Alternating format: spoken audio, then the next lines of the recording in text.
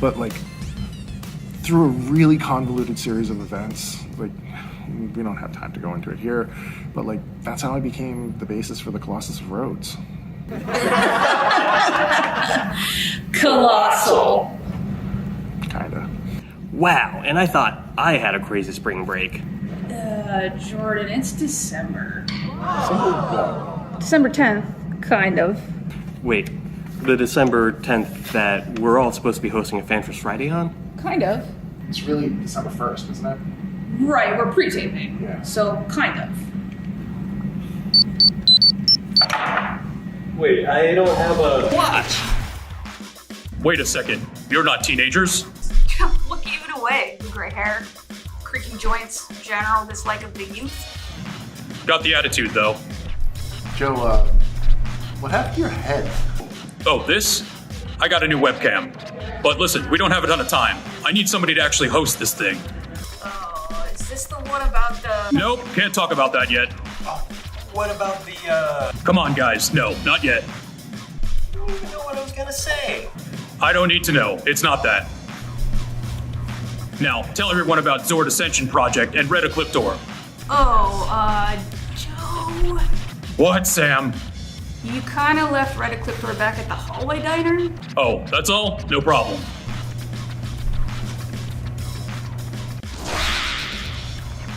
You good? Yeah, totally. Good. Make me proud, Rangers. Thanks, Joe. Thanks, Joe. Thanks, Joe. I guess we should intro ourselves. Yeah. I'm Sam. I'm the lead brand writer on Power Rangers and some other brands around Hasbro. You may remember me from such PulseCons as PulseCon 2020 and such Fan First Fridays as Is Sam Old Enough to Play with G.I. Joes, which is hilarious because I was told I was too old for Power Rangers in 1993. You're not salty about it at all, are you? Sam? Not in any way, Yeah. I'm Jarrett. I'm senior designer for brand creative for Power Rangers, Ghostbusters, and a few other brands. You may know me from such things as the HasLab Lab. They finally let me out of the basement, and now I'm here introducing some Power Ranger stuff. Nice. And my name's Jordan. I'm a product designer on Power Rangers, and I work on all sorts of cool stuff, including Zords and Dino Fury stuff. And I'm here 5% faster with no facial hair. Oh yeah, you should. Yes. Look at you. I'm so cool right now. Yeah, I bet. So, Red Ecliptor. Red Ecliptor from Power Rangers in Space near the end of the season, right? Right, at the beginning of the series finale, which was like a huge game changer. Beginning of the end. End of the Zordon era. Yes. What a supremely memorable experience for me as a kid, and I think many people on the team as well. I was not a kid, but yes. Many cool people back in the 90s. So Red Ecliptor is really cool because even though he basically only appears for one episode, he made such an impact on Baby Jordan because in that episode, he destroys the Delta Megazord with one strike using this very sword, all new tooled for Red Ecliptor. On top of the sword, he also has a new head sculpt and new arms, which really brings the kind of reborn evilness of him to life. The redness to life. Yes, the redness. Well, speaking of the redness, actually, so Loretta was lead designer on this figure, and I think one of the really cool and subtle things that she did with this was the way she handled that red, because he's not just molded a single solid red color, he's actually molded a deep dark red with some really neat light red highlights in kind of an overspray application. So what that does is actually naturally hits the highlights and brings out some shadow and contouring across the body, which I think kind of just adds an extra layer of detail and impressiveness to this figure. Shout out to Loretta, because she's awesome. Hyper mega shout out to Loretta and to Corey for doing a killer and very fast turnaround on this sculpt. When can we get this? John told me to tell everybody that you can order this at your favorite collector retailer or on Hasbro Pulse at spring 2022. I think that's it for the Lightning Collection. It's Zappin' Time? It's Zappin' Time!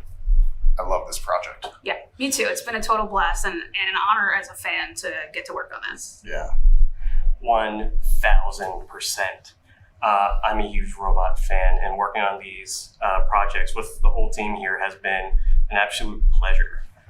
You guys might remember a couple weeks ago on PulseCon, we debuted a 3D printed and hand-painted model for this.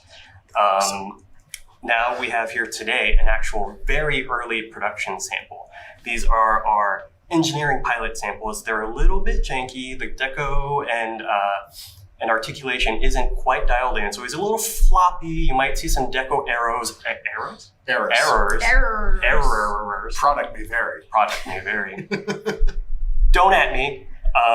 So yeah, let's dig into some details about Zord Ascension Project. So, of course, the Megazord demorphs into 5 component Megazords.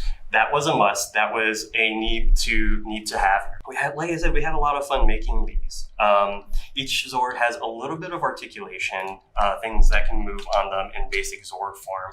Because one of the things that kind of frustrated me a little bit as a kid was how all of the typical classic Megazord toys are kind of blocks. They're really hard to get into really dynamic poses, which is great for kids assembling something very stable, but for adult collectors and people like us that grew up with the brand, I think adding a little bit of articulation is like really key. We've even given stuff like the T-Rex an ab crunch, so we can do some sit-ups or a little bit of range out of those stubby arms. You get a lot of detail in them too, don't you? Yes.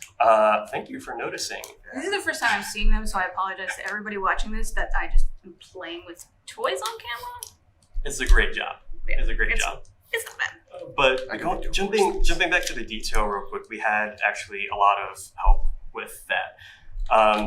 Making a Megazord, really making any toy requires a whole village or a whole mini city of people helping behind the scenes. But I want to give a couple shout outs to some people that really helped bring this project to life.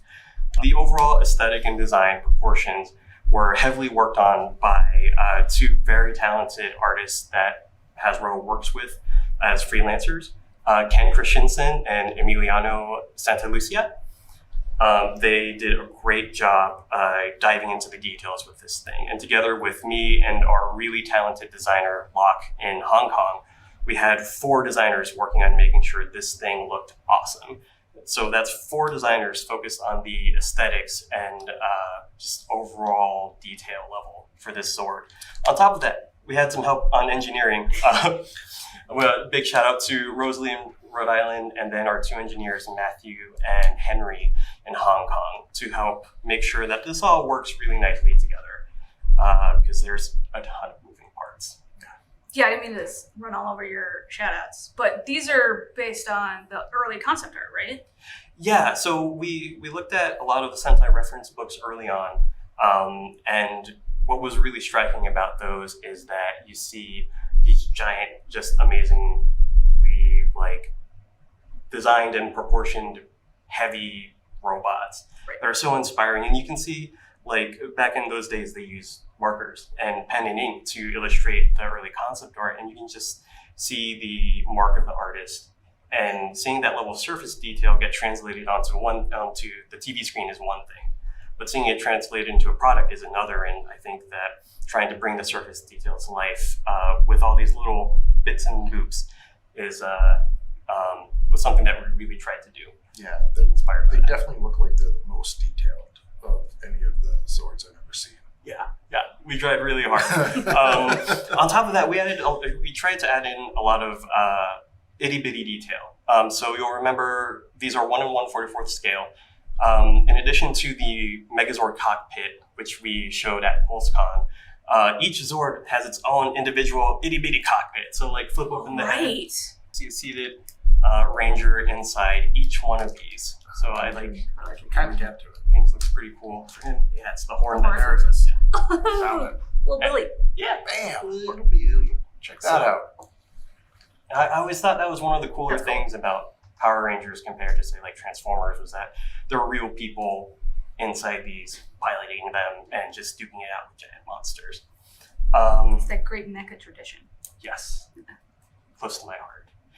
There's a bunch of other really neat things that this can do. I don't know if I can just look, the T-Rex tail is removable. So when it's combined into Megazord mode, you can actually get some hip articulation, which is super cool.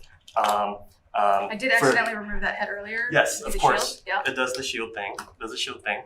Super great. Perfect. But it also has these panels that are removable. So during Mammoth mode, the Megazord fists are covered up.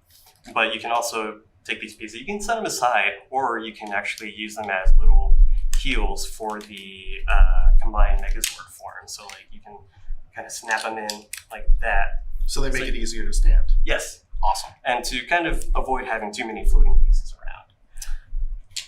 Question. I see standing legs, but this could do tank mode too, right? 100%. Okay. Yes. This, of course, does tank mode. What about those hands? Oh, yeah. So, actually, thank you for handing me that nice segue.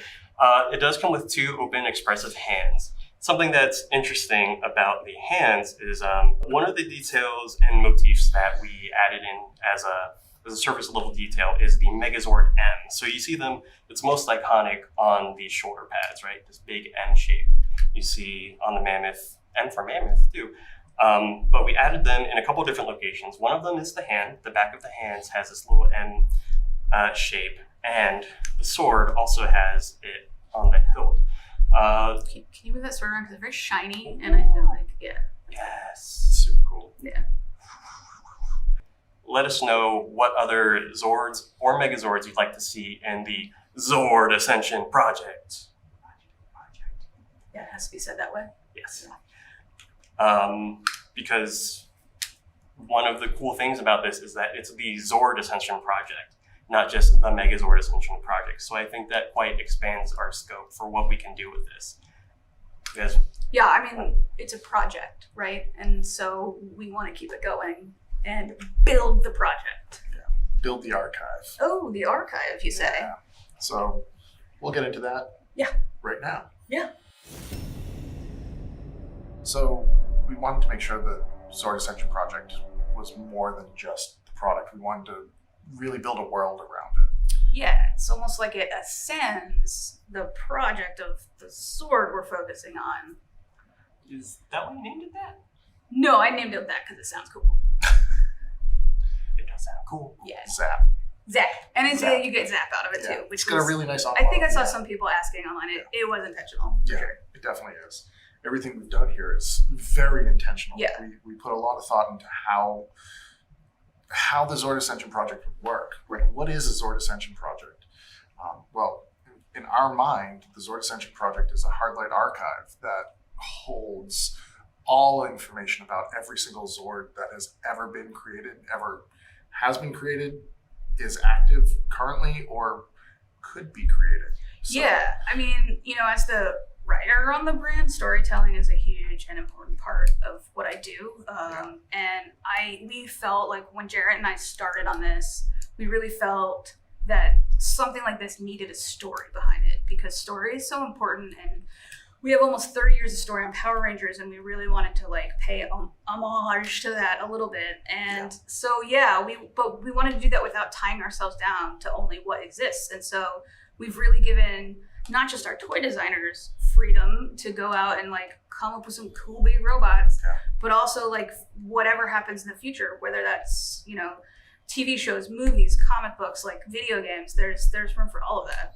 Yeah, and you'll actually see that in the numbering sequences that we've created for Zord Ascension Project. We wanted to keep away from the traditional sort of number 1, number 2, number 3.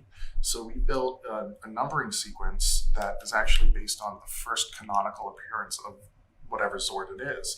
So this is MZ0101 because it shows up in the first episode, first season of Mighty Morphin Power Rangers. Yep. It's really cool. Wait a second, wasn't there a variant of this? How did we solve for that?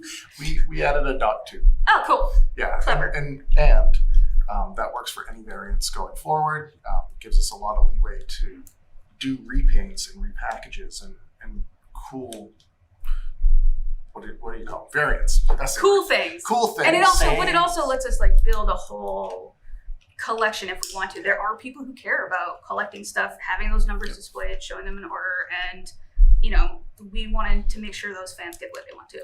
Yeah, we did a lot to get really deep into the lore. We even found a Z that existed in the show originally. If you look at the Dragon Zord's knee pads, he's got that Z on his knee. There was no real story in Power Rangers lore for that, so we kind of co-opted it and used it as our logo for Zap, and now it has a reason to exist. Yeah, and what was really great about this is that Jarrett and I worked so closely together so there's a reason for everything to exist, that the story and the visuals talk to each other and build a cohesive thing. And I think the end product of that, not just the package, which is awesome, but also like what we plan to do in the future digitally is really cool. Yeah, so for the packaging, what we did was we actually tried to recreate what you would find in the Hardlight archive. Like, you actually are presented with this really wonderful headshot of whatever Zord it is, and the first one was done by Tracy Chang, and it is fantastic. And when you open up the box, you're brought inside and presented with the cockpit and the control panel, and there's all these layers of unboxing that you go through there. But once you're done unboxing and playing with the figure, we're working with a bunch of teams here at Hasbro to create a actual sort of version of the Hardlight archive. We're bringing it to the web. The World Wide Web? The World Wide Web. Wow. Yeah, it's pretty fantastic. And this web page that we're building will actually be a repository of all sorts of information about the Zords, the Megazords, their battles, give you a bunch of downloadable content and some other stuff that we're working really hard on. Yeah. I mean, we don't want to give too much of it away because we're still kind of deciding what cool stuff we want to put there. But yeah, the plan is to really have this like be an experience beyond your normal kind of toy collector experience. Yeah. Not that there's anything wrong with your normal toy collector experience, but we're Power Rangers and this is Zord Ascension Project. Yeah. We wanted to kill it. So that's kind of a dive into the story. Yeah, it's pretty much a dive into the story, isn't it? Yeah. Do you want to see what the packaging kind of looks like? Is a work in progress? Boy, howdy do I. Cool. All right, so just so everybody knows, these are super early. We call them pilots. These are test prints that we do to make sure everything looks right. So some of the graphics aren't finished, some of the graphics aren't right. So like pilots of TV shows. Yeah, exactly. But we really want to show it to you because there's some really cool stuff going on here. So, without further ado, this is what the outside of the box looks like. You can see there's a whole bunch of premium execution on here. We did. What do they call this part that sticks out? That is called an emboss. It is embossed. So we did a whole bunch of really cool embossing. We did a bunch of what they call sculptural emboss, which gives different layers to different bits of the embossing. Tons of spot glosses, tons of textures, things that make this look really, really, really premium. And can't forget the super dope illustration. Yeah, that's really cool. Yeah. So this is just a real quick treat. We don't want to give everything away because it's part of the fun. Yeah, and there's a lot in there to discover, I think, because we wanted to make it a cool experience because we like cool experiences when we unbox the cool toys we bring home. So we wanted to give that to the fans. Yeah, we're just scratching the surface with this little preview. We've got tons more to show you. That's really involved everything from the Hardlight archive story to the amazing sculptural elements to the package and how it all ties into bringing into focus the awesomeness of Megazords. Like, we don't normally do that, do we? No, but we should. Anyway, did John tell you how we can get one of these immediately? They're not just giving them to us? No. Oh yeah, that's right. So they're available for pre-order today, December 10th. December 10th. December 10th at HasbroPulse.com or your favorite collectible retailer. Boom! Joe? Introduce the Boom Comics panel. Yeah, forgot about that. Yep. So now we're going to throw it to Irv, and he's going to talk to our team at Boom Comics. Cool. So that's a wrap. And just finish out, we have to say it. Say what? Say what? May the power protect you. All. You. No. Forever. Okay, and that's it. Thank you, Sam. Whoa, that Zord Ascension Project, it looks legit. I love it. I love the detail that you have in the packaging. I cannot wait to get my hands on it and start combining the Zords. Well done to the whole team. That's pretty amazing, I must say. Anyway, hello Ranger Nation. I am Irvin, and I lead the Power Rangers franchise here at Hasbro. But you won't hear me babbling all day today because I have some friends with me. We are here today to talk comic books. There we are. All right, first we have Daphna. Daphna Plevan, welcome to the panel today. Thanks for joining us. Thanks for having me. Of course. Daphna, do you want to tell our fans what do you do at Boom Studios? Yeah. So my name's Daphna. I'm a senior editor at Boom Studios. I have been working on the Power Ranger books since the beginning, since issue 0. And I have been completely absorbing all the fun canon and the canon that Boom has had the liberty to make. And I've been definitely excited as both a reader and a fan to see what has been developing. Of course, I have a front row seat and maybe a cattle prod because I get to ask the writers and very leading questions. So what are you going to do with Billy next? I love it. Well, thank you. Thank you very much. I really appreciate, the fascinating stories that you guys write, and all the lore that you're building for our brand. So, definitely, thank you so much. I really appreciate all the great work that you guys are doing and the fans are loving as well. Next, we have Ryan Parrott. Ryan, I think you're a veteran of FanFest Fridays now. I think I'm going to set a desk for you here at Hasbro. So thanks again for joining us for another FanFest Friday. Oh, my pleasure, man. If you can set up a desk, as long as it's littered with lots of toys, I will totally work there. That'll be the best. That's kind of the way I work now. So yeah, that'd be amazing. Message received. And last but not least, I am very, very excited to introduce you all to Nicole Edelfinger, who's our latest additions to our Power Rangers family. Hey, Nicole. Hey, so happy to be here. It's been an extremely exciting. I mean, I think when Daphna asked if I wanted to join the Ranger family, I was screaming out on my porch. So I'm really excited to be here. And I mean, thanks so much for having me, and also thanks for the super cool hat. I mean, it just makes me feel like I'm even more part of the family. I appreciate it. Well, when I heard you guys were joining us and you had confirmed you will be here with us today, I was like, well, I need to send these guys some new era cups that are launching this week. It's the same week, so thanks for wearing it. I'm loving it. All right. Well, without further ado, I guess we can start. Daphna, Ryan, what do you say? Should we start with our ongoing runs? So Mighty Morphin and Power Rangers. Yeah. Perfect. Let's do it. Look at that art. I'm loving it. Wow, sweet. Ryan, I'm gonna give it to you. Let's dive into the Altarian War. Look at that. Yeah, that's the last year and a half of my life, sort of. Yeah. So yeah, to sort of catch people up if you don't know what's going on. So over the last year, we had a run called the Unlimited Power Run, which was following sort of the Mighty Morphin Power Rangers and the Omega Rangers. And the idea was to sort of create we thought would be two stories, right? In Mighty Morphin, we were following the Power Rangers that we know, the Tommy-led team with the Stone Canyon Trio, as they were sort of dealing with a brand new Green Ranger and sort of digging into sort of Zordon's past on Eltar.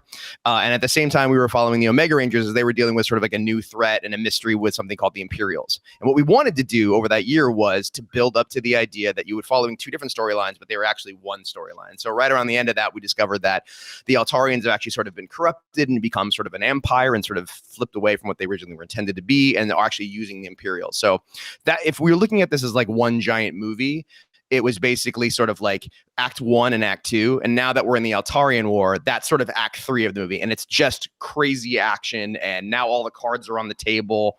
And so and I think I blew everything up in the last issue. And when I say everything, I think I blew everything up, which Daphne always loves that I do, which is great. It's like, hey, is that something people like? Let's get rid of that. And basically we're at sort of the low point. And in order for the Rangers to sort of pull it out, they're going to have to look in the mirror and make some hard choices. And as you're looking on the screen right now, you can probably see what we're about to see. The biggest one is sort of watch Zordon's transformation. And for the first time, Zordon is sort of out there in the fight with the Power Rangers, which was the intention of this run, was to actually get him out there and fighting with them. And you can also see that, we have to make some back alley deals with, Finster working along, the minions working along with the Power Rangers. It's just sort of like right at that was the whole point, was like, how can you, what's something we just want to see that we've never seen before, and let's see if we can make it as crazy as possible. No, it's super cool. And talking about setting it up, I really like how you set up the relationships between Zordon, Zardoz, and Zofram, which I find fascinating. Do you want to tell us a little bit more about that, and how it came to be, and how did you want to evolve it? Yeah, I mean, when we first sat down, when Daphne and I first sat down and started figuring out what we wanted this story to be about, I think the first thing we said was like, let's get into Zordon. We've talked a lot about the Rangers, but like, we've never really, I don't even think we've actually ever been to Eltar until the comic books. So that was really fun. And so the idea was to sort of, really dig into his past, but you can't dig into his past unless it has something to do with the present. So which is where the Altarian War came from. So the idea, and also they're called Zofram, Zordon, and Zardoz. So I'm the 3 Z's. I'm going to mess it up about 10 times. I'll do my best. But so the idea was, when we pitched it, I was like, I want to tell sort of a Shakespearean story. And so I basically did Othello. Like I was like thinking of it as this idea of sort of like, Zofram and Zardoz were these 2 close friends, warriors in battle, brothers in arms. And then this young upstart Zordon steps in. And when he does, it sort of shakes that relationship. And Zofram sees something in Zordon, like a part of himself, and the jealousy that builds up in Zardoz sort of breaks the whole thing apart. I mean, that was one of the things we talked about, which would be so fun, was let's see Zordon. This actually came out of a design. I'm breaking free here, but like this came out of a design when we were looking at that design right there. Dan drew Zordon younger than I think I expected.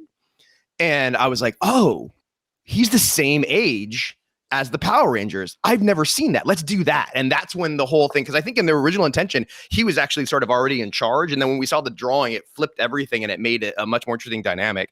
So yeah, it was, and I think the fun about it is just sort of seeing him before he was this wise, all-knowing character, and sort of seeing him make some of the similar mistakes. And also like the fun of anything is like create 3 friends and then see how, if they had stayed friends, everything would have been great. But when they become, your friends can become your worst enemies. It was a really cool process. At the beginning, Zordon was sort of leading to, he was a leader in the past as he is in the present. And when that design came in, I had forced Ryan to write all of the flashbacks as one story. The flashbacks that have been opening each of our issues of Mighty Morphin, in part because I got addicted to that structure when Ryan was writing Go-Go Power Rangers. I loved how it let us step outside of the immediate narrative and go deeper into these characters, because so much of Power Rangers is in the moment, in the fight. And I kind of was greedy. It's like, can we do this in Mighty Morphin, please?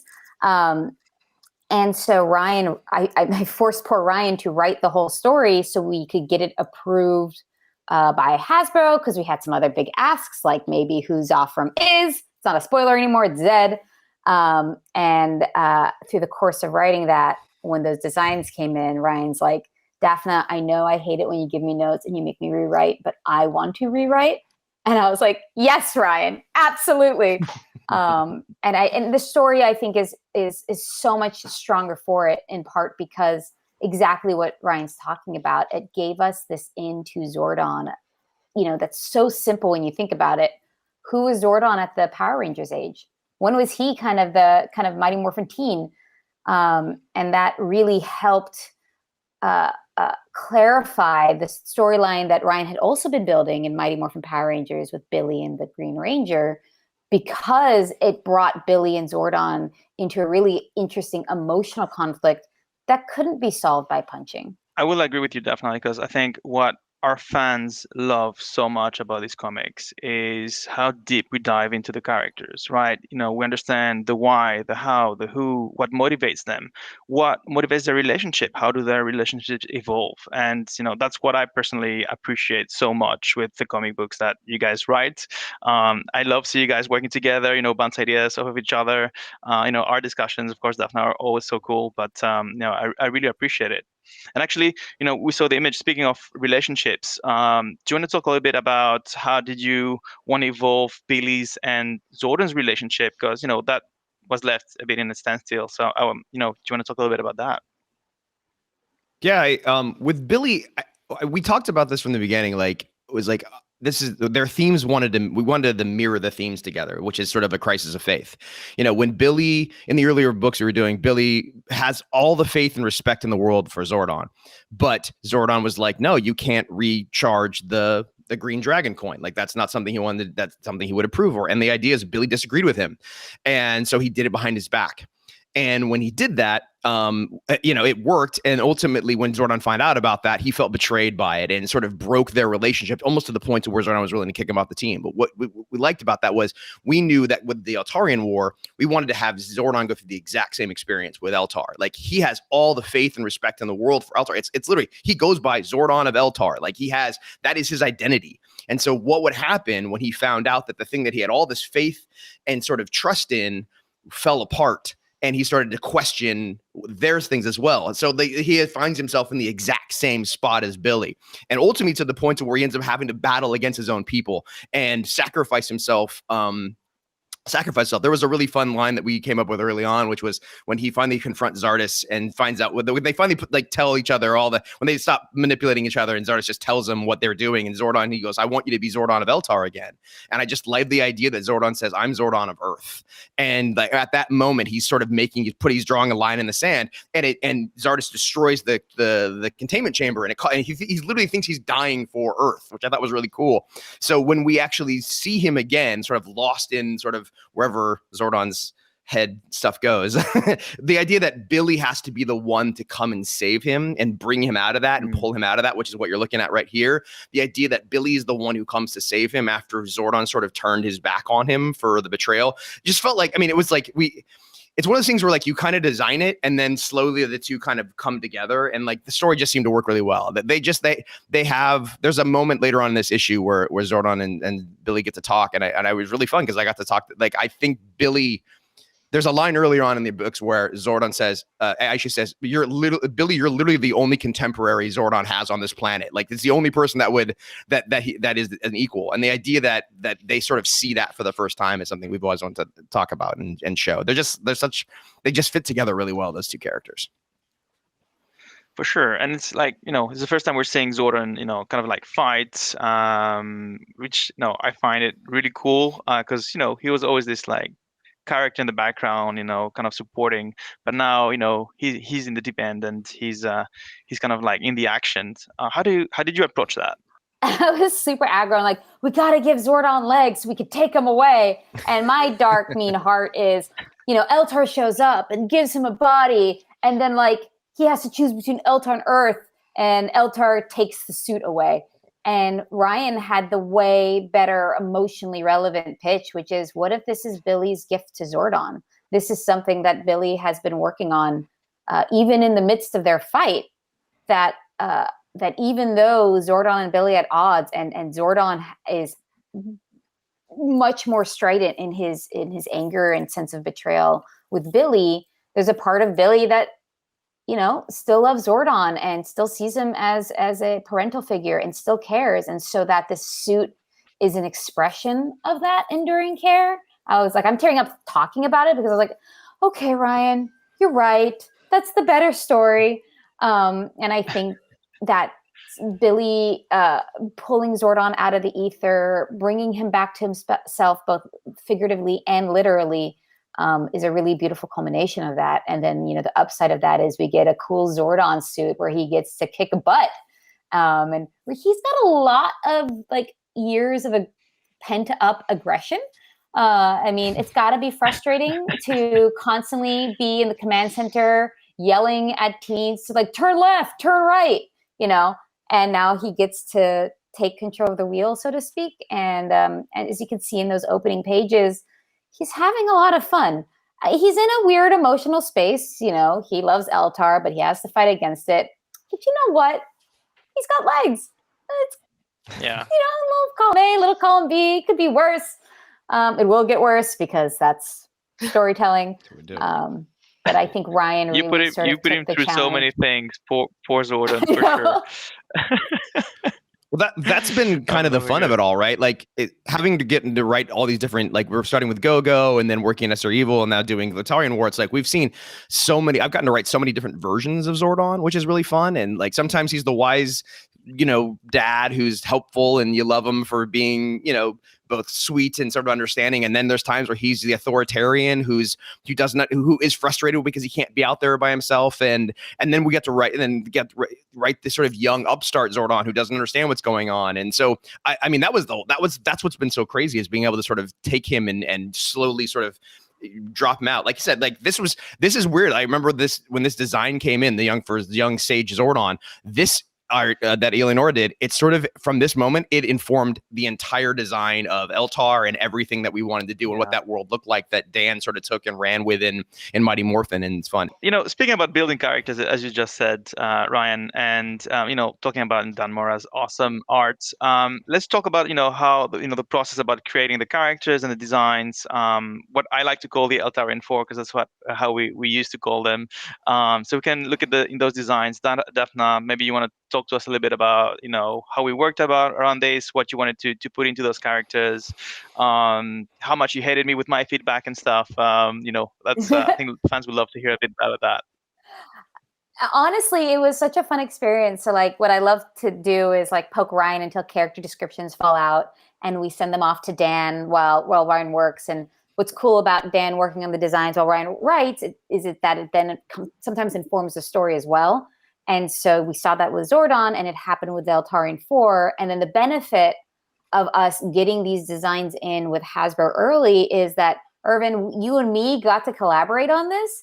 You had great feedback that when we're kind of in the midst of production, I'm working on Mighty Morphin, Power Rangers, Eltarian War, Universe. Sometimes there is a beat in which you're like, wait a second, what is the bigger picture here? Which was the perspective that you brought, which is they're an Eltarian super team. Shouldn't they have a unifying palette element that both connects them to each other but elevates them above the other Eltarian forces?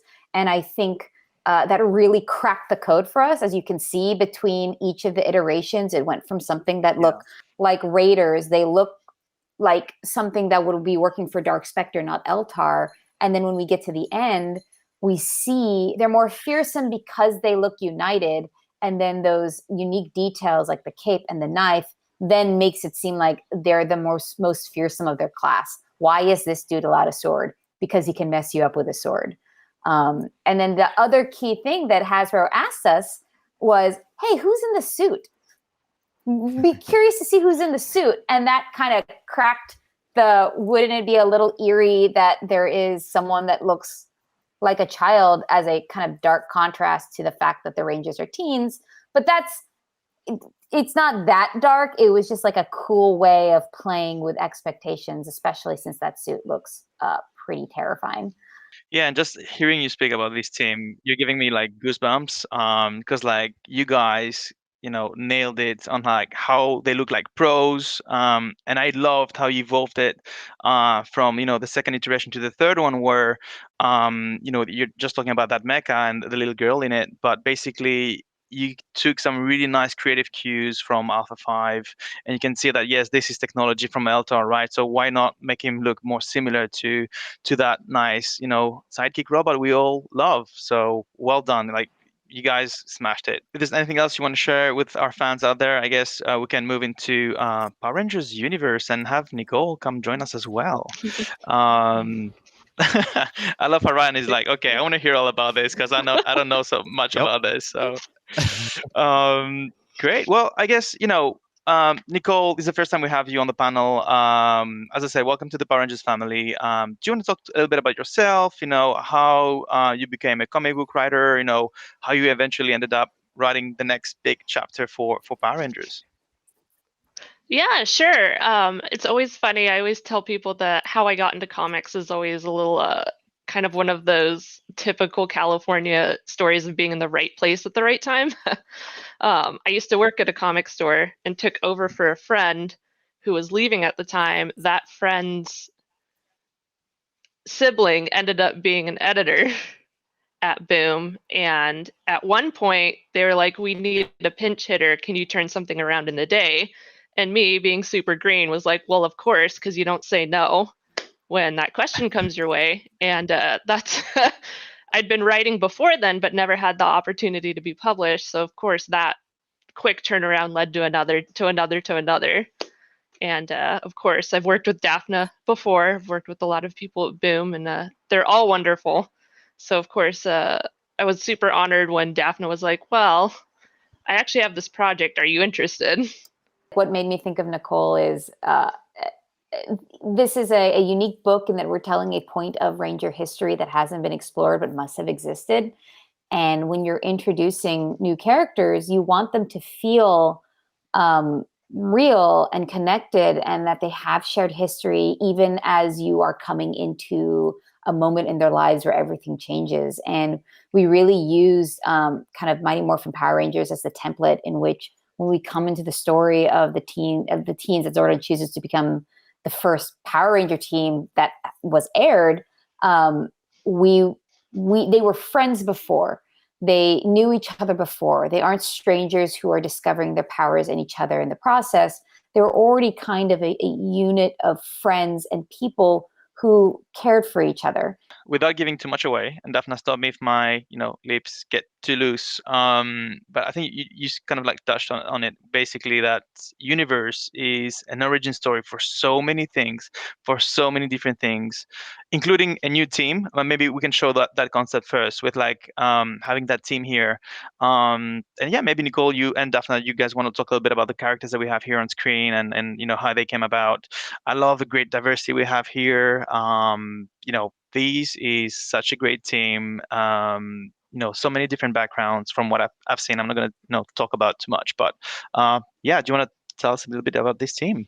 That is one of the really exciting things about this book. As Daphne said, it's getting to explore a group of friends who have a history of being a group of friends, and they have a lot that has gone on before here that has just built these bonds between them. And I think it's kind of safe to say that when we open the book, we're right at the cusp of, we've been friends for a very long time, but life is just about to start changing. And then something, of course, happens where everything's tested. And that's been super exciting. But each of these characters has been so fun to explore, to get to build, to explore their personalities. I'm not quite sure what exactly I'm allowed to give away, Daphne. Not much. I can give a little bit of context for what everyone was looking at. Our teens are Morphin Master teens. Their parents are studying the grid. As we have set up kind of in our story already, the Morphin Masters at a certain point, which Ryan hinted at in Necessary Evil, ascended into the grid. But that means they were in our universe before that, and we were exploring that moment from when they left our universe and ascended into the grid, and why, and what were they protecting or running from. And the kind of other key thing that's like really apparent here is there's a character that doesn't look like a teen. In fact, the Morphinaut looks very familiar. We really wanted to tackle the challenge. We know that the Phantom Ranger is a very important character in the fandom. I'm very curious how you go about it, because he's a very cryptic character, right? So how do you tell the origin story of such a cryptic character? We've never seen his face. We don't know who it is. We've read all these like crazy theories that fans love to write, love to talk about. How do you approach something like that when we're talking about the Phantom Ranger and his origin and all that? we wanted to make sure that we respected the Phantom Ranger's place in the mythos. He is a very important character. He shows up in times of great need. He doesn't say a lot of words. He gets the job done. It is something we really loved exploring. Was it this year? Man, time is a flat circle with the Phantom Ranger answering Zordon's call and trying to save Fiona, who was Rita's mother.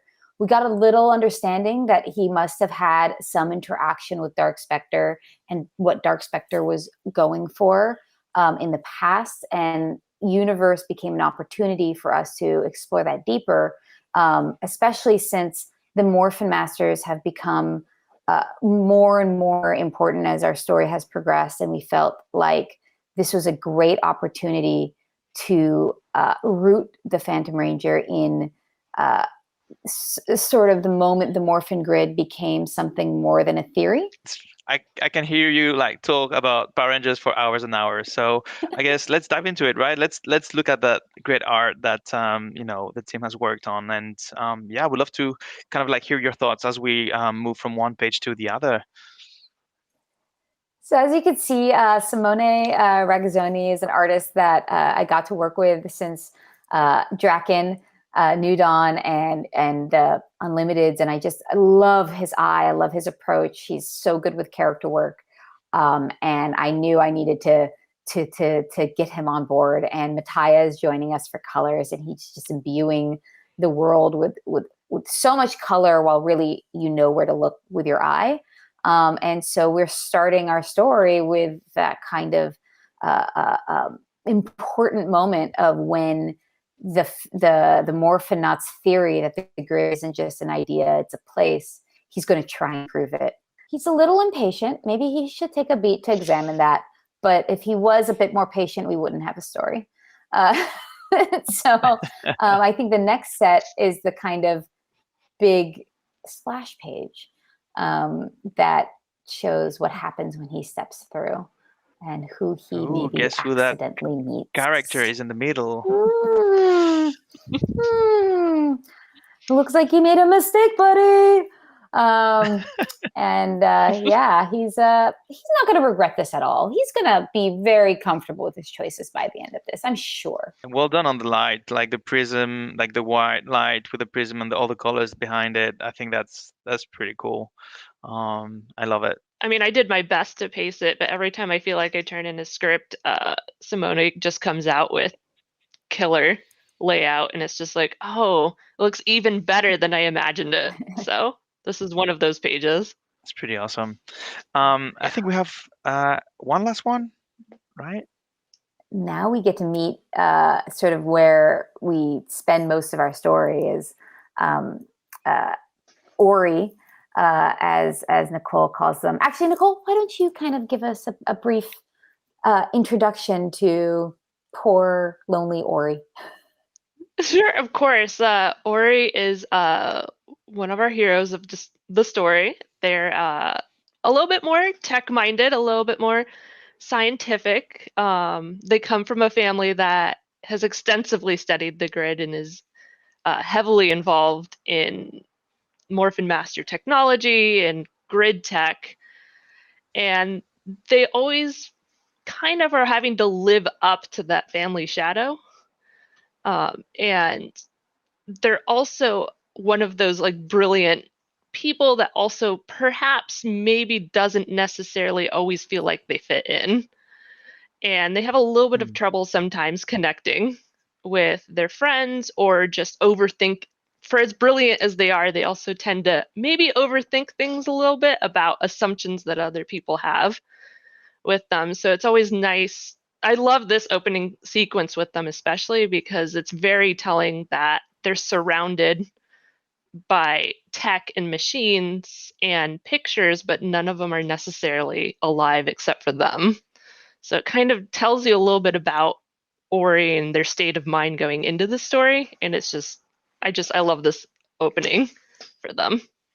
great. And again, I can talk hours about it. I think I'm going to give too much away with like all the Easter eggs that exist in these images. I'm loving this, so I'm going to stop here. I'm going to stop myself. But again, I would like to get Ryan back in and just thank everyone. Thank you so much. Really appreciate it for you all joining. Hey, Ryan. Sorry. So they're all good. So again, thank you so much. Yes, to the fans out there. You're gonna love this. You're gonna have so much fun. There's so many stories here, so many origin stories, so many action. So again, thank you very much. And yes, don't forget Mighty Morphin 14, Power Rangers 14, and Power Rangers Universe coming out in December. Cannot wait. Thank you for having us. Thanks so much for having me. I'm excited, and it's gonna be a good December. What can I say? Boom!